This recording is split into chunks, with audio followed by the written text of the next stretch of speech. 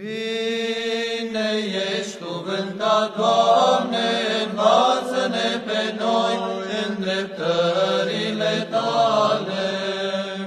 Soborul îngeresc s-a mirat văzându-te pe tine, între cei morți socotit fiind, și puterea morții Mântuitorule stricând, și împreună cu tine pe Adam ridicându-l, și din iad pe toți logosindu-i.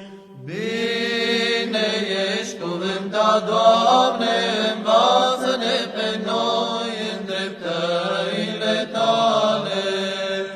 Pentru ce miruri din milostivire, cu lacrimi amestecați ucenițelor, îngerul cel ce a strălucit la mormânt, a zis mironosițelor: vedeți voi groapa și înțelegeți că Mântuitorul a înviat din mormânt.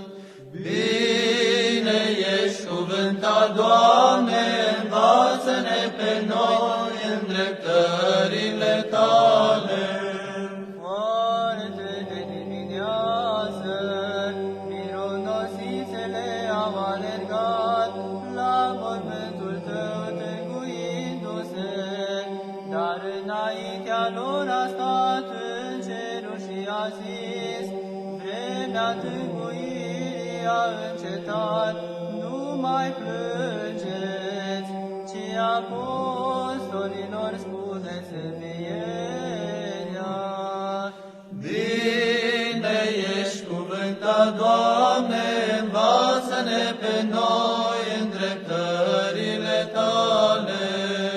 Mironosițele femei, cu miruri venind la groapa ta, Mântuitorule, au plâns, iar îngerul către dânsele a trăit zicând: pentru ce socotiți pe cel viu cu cei morți, căci ca un Dumnezeu a înviat din mormânt. Slavă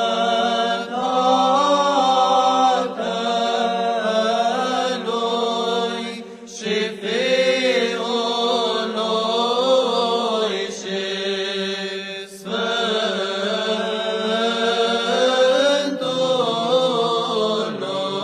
Sfântului Duh. Închinăm-ne Tatălui și Fiului acestuia și Duhului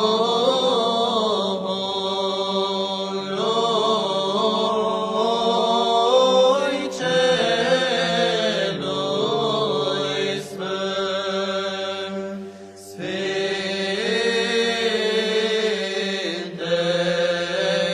Treimi, într-o ființă,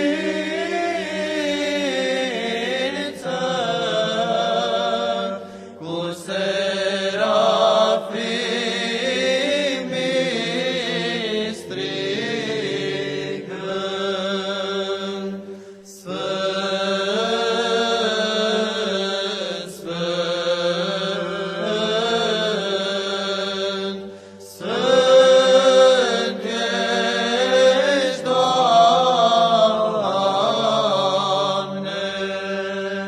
și acum și pururea și în vecii vecilor. Amin.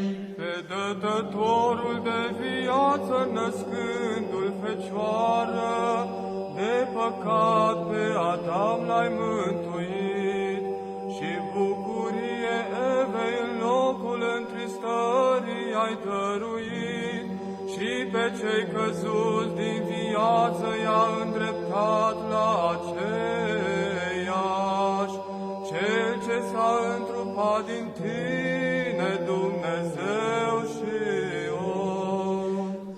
Aleluia, aleluia, aleluia, slavă ție, Dumnezeule! Aleluia, aleluia, aleluia, slavă ție, Dumnezeule! Aleluia, aleluia, aleluia.